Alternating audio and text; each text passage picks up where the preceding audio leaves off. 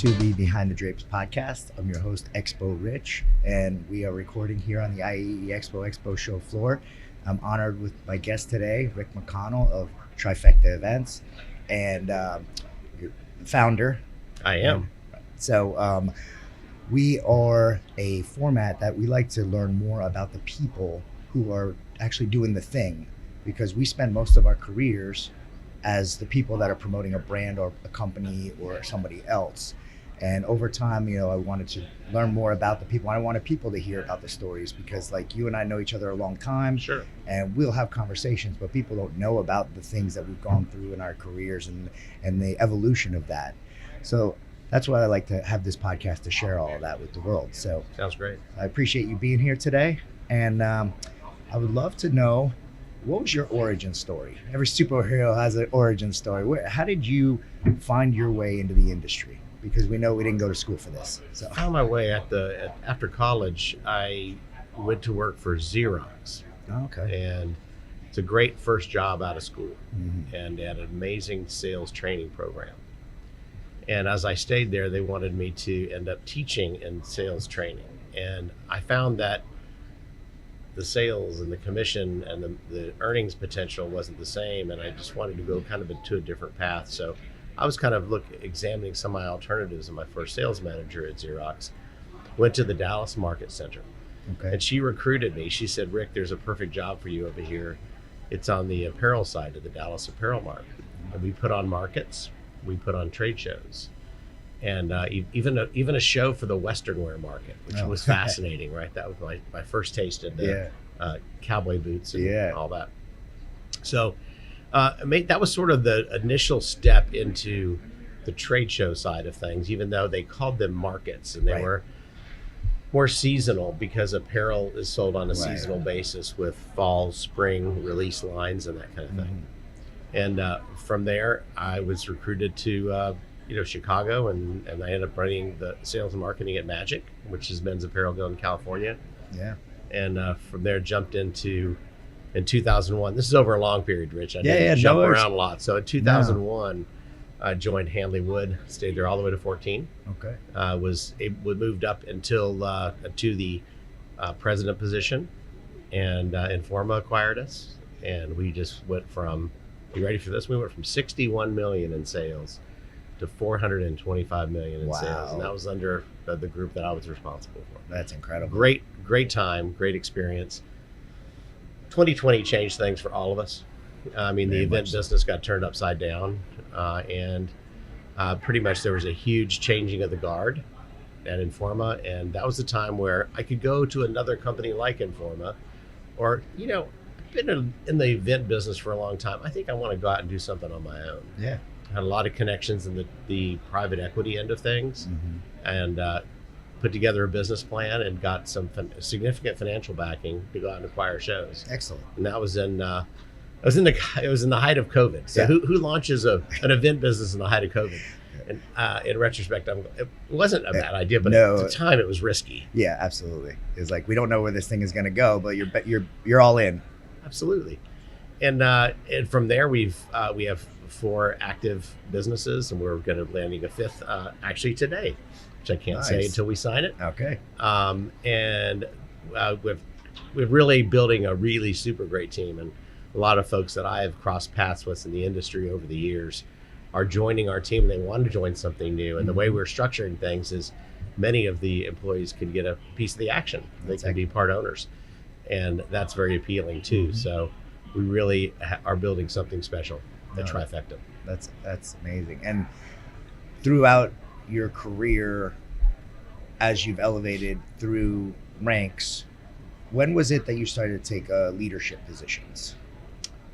I'd have to say it happened fairly quickly. Even at the Dallas Apparel Mart, I moved into, and I was over the business that was all menswear and Western wear, and that all reported into me. So that started kind of having where I had the responsibilities of a P&L, right, and a whole business unit. Yeah. And it kind of grew from there. And, I always say to people, the best way to get more responsibilities is to excel in the position you're in. Yeah. And worked really hard doing that, and doors opened for me. But the big jump to a big leadership position really happened in 2009. Okay. When I took over. There was an opportunity at Hanley Wood, and I was able to move into that position as president. And at Hanley Wood, what were some of the sectors that you were working? Because you're no longer apparel at that point, right? No. That's when I made the change over to the design and construction industry. Okay. So there were events like World of Concrete, surfaces, roofing, pool and spa, all that touched construction in some way. That was a multimedia play where there were also businesses that were on the media side and the data side. So we really kind of, from a media standpoint, it was all the business media kinds of products within construction that Hanley Wood was responsible for. And I led the event side of that business. Nice. Yeah, why I wanted to go into that is the one thing that people find fascinating when I'm trying to explain to them what I do for a living is that, there is a trade show for everything. And there's for every single industry, every single sector and product. And so, and how one extreme to another, going from fashion to construction. So you got quite a jump. Yeah. And but again, it's the people and the processes, right? We can change the product, but you got the people and the processes in place, and you can excel in a whole different sector. It's really true, and the way that the current CEO of Informa, Stephen Carter, who I think the world of, used to say that it's really, you got to get the people right and you got to get the plumbing right. It's a different way of saying with processes, right? It's the behind the scenes and how do you deliver right the right kinds of services. Yeah, and you can't lose sight of the basic fundamental building blocks, and those you got to get those two right. Yeah, and that was going through your evolution at Hanley Wood and then into leadership within Informa, just set you up with all the right plumbing to do this yourself. So, and that's so in Trifecta, you launched 2020. You said 21. 21. Okay, so you're thinking about it in 2020, do it at 21. Yeah, and so were there any markets in particular that you were motivated to, like maybe an underserved market that you saw some space there is why you wanted to be in?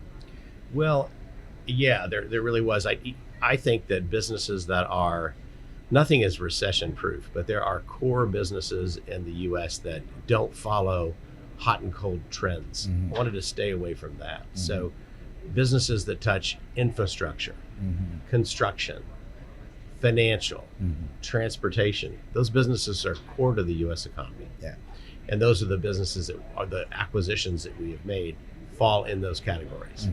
And that was true in large part at Informa too.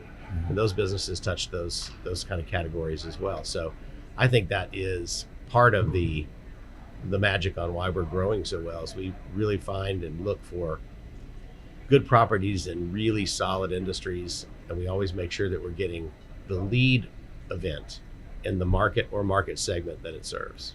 Okay. That makes sense. Yeah. Well, I am looking forward to hearing that announcement. So throughout your career, as you were shifting into those leadership positions, I always like to hear about the people that pulled you up. And we talk about mentors that are helping people along the way and guiding and creating future leaders. Who are some of the mentors that helped you along the way? Gosh, it could be a long list. And I have to say that back in the Miller Freeman days, which you've probably been around long enough to remember Miller Freeman from the 90s, a guy by the name of Don Pazur, who runs Access Intelligence, he gave me a big shot at running a good-sized business, ASD, and he believed in what I could do, and he helped show me the way and open doors. And I'm eternally grateful for that. But he also showed how things really integrate from multimedia standpoint, whether it's magazines, print, digital, data, all those, how they all interact. And that's a takeaway that I got from him. Michael Green, who is probably one of the big operational whizzes in the trade show business and still doing some things here and there. He made me better. He was really a tough guy. And he pushed the buttons to make you better. Like some of the tough coaches that we've played around with. We need those to build grit, right? We do. And then more recently, Frank Anton of Hanley Wood gave me the opportunity where I took the big jump to president of exhibitions, and he believed in me and said, hey, if you want this opportunity, you're gonna have to be bold and brave. And I took those little Post-its and I put bold and brave on my computer screen. So every day I would see that. Yeah. How do I be bold? How do I be brave? How do I grow this business? It's a constant reminder. And to this day, we still stay in close contact. But I'd say those three individuals probably impacted me more than anyone. Yeah. I love that, because that's it's so important, and that's what we talk about internally at our company about, like, doesn't matter what level a person is, if they want to rise, they got to pull somebody up, and you got to build your replacement. So that is so important, Rich. Yeah. So that way, as long as you can replace yourself, you can get promoted. That's so true. Yeah. And I've tried to do that with people that work for me, and Donna Bellantone is a great example of someone I've worked side by side with, and she has a different skill sets than I do. She's more in the operational side of things, but I've complimented her with the sales and marketing experiences I have, and she's made me better operationally. Yeah. So together as a team, we're a powerful combo, and she'll be more than capable to step into my role at some day. That's awesome. Yeah. And also very capable. Donna's already a legend as well. So no doubt. So we're about to step into 2025. What's the exciting thing? Like, I know you can't talk about the one thing, but like on a 10,000 foot view, what's got you excited to get out of bed? I see the event business changing at a more rapid pace than it ever has. That's true. And I think that the core fundamental piece of events, where it's you meet people face to face to conduct business. There's a buyer community, a seller community, you connect those. That stays the same. But how you reach those folks, how you give values, additional values to their event experience through broader networking functions and upgraded educational opportunities. And I think that you got to keep a close eye on AI. And I think that I'm one of those that believes AI is a way to make things better. Anything can be misused, but I think overall AI is, if you really think about when people ask you the question, how are you going to use AI? It's a tool to solve problems. Absolutely. And if you think of it that way, like what are the problems in your business?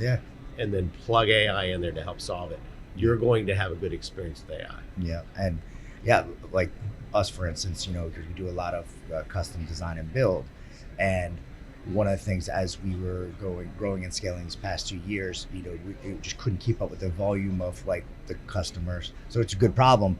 So now we took the AI imaging, and we're teaching it to do booths. So that way we can get a faster turnaround for concepts. So we can talk to a customer and say, when they give us an idea they want, and they give us some things, we can craft prompts and then actually put some output of concept booths. Now we still need to obviously do a full detailed drawing to make sure that it's viable, but being able to have a faster turnaround, the customer experience, that time is shorter. Instead of having a designer that's got drawings in queue for 2 weeks, we can give them concepts in 30 seconds. So it's just so powerful. Exactly. So powerful. So we're really excited to be working with AI in that respect. So for sure. Yeah. So, well, thank you so much for this. This was awesome. It was great to hear your story, your foundation, and I'm very excited to see what's next for Trifecta. And I think it's a bright future ahead. I think that we'll continue to acquire businesses that make sense for us.